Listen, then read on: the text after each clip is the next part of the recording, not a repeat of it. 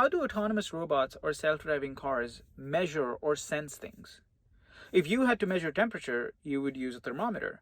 If you had to measure the angle between two things, you would use a protractor. But that's not what these systems use. Their brain, the microprocessor, speaks the language of voltages. So they expect to learn or get things in terms of voltages. So the devices called sensors, which sense things, give you an output in voltage, which is then received by your chips. This is the first fundamental property of all sensors used in these systems. The second property is that all these autonomous systems, these sensors, usually measure the effect of the property you're trying to measure, not the direct property itself. For angles, for example, you can use a protractor and exactly measure the angle, but you don't really do that with self-driving cars. For example, if you want to measure how much a motor has moved or a steering has turned, you can use something called a wheel encoder. What it does is it has a disc with multiple slots in it, and there's a fixed light source on one end, and it's being measured at the other end. So imagine if this is a source, and this is the top of my disc.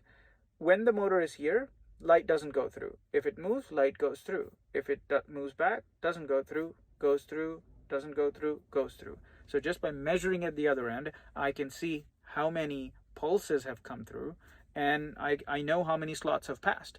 And if I know how many slots are there on the entire disk, I can then map it to the degrees of movement that have happened.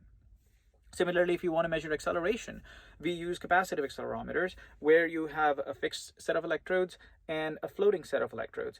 When the device gets accelerated, these will move up or down, and that changes the distance between the electrode plates and thereby changes the capacitance. This, in turn, can then be mapped to the acceleration.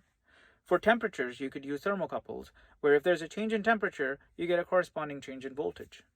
The third most important property of these sensors is that they must be linear. So the change that you want in the effect must be directly, easily mappable to the actual parameter. So if there's a 0.5 volt change in the output of the thermocouple, if that tells me that this means, oh, it's just 10 times, a 5 degrees Celsius change, then that's a good system. And if it maintains this property over a large operating range, then that's even better. So keep sensing and follow for more.